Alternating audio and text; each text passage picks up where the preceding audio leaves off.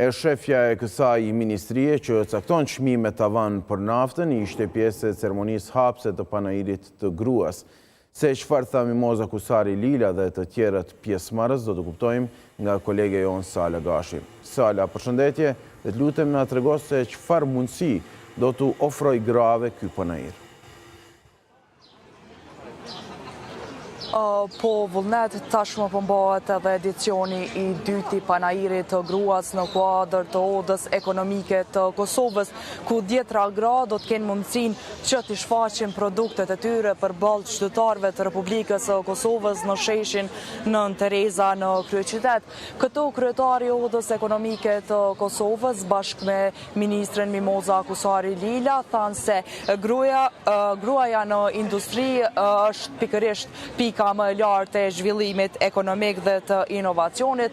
Krejt këtu gra të cilat produktet e tyre po i shfaqin janë pjesë e një profesionalizmi dhe përkushtimi të aftësive të tyre, si dhe ato po kontribojnë drejt për drejt në rritjen e produktivitetit, fuqizimit të bizneseve të cilat ato i kanë personale dhe ndërtimin e një sektori të qëndrueshëm konkurrues në tregun kosovar. Krejt këtu gra vinë nga vise të ndryshme të Republikës së Kosovës, por vinë edhe nga shtete të rajonit, ka edhe të atyre të cilat janë nga shteti shqiptar, pra nga Shqipëria, më përkatësisht nga Shkodra. Këtu po i shfaqin krejt produktet e tyre, qofshin ato ushqimore nga mjalta deri tek qëndisje të ndryshme të veshjeve tradicionale.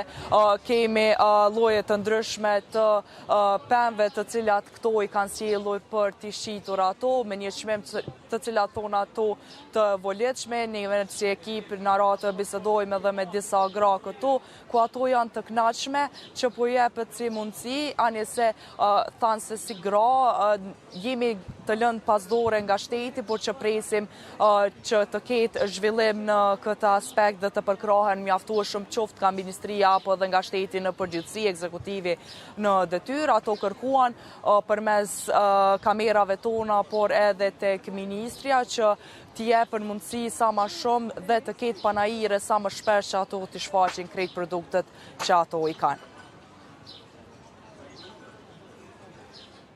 Sala, faleminderit shumë për paraqitjen e drejt për drejt. Rehabilitimi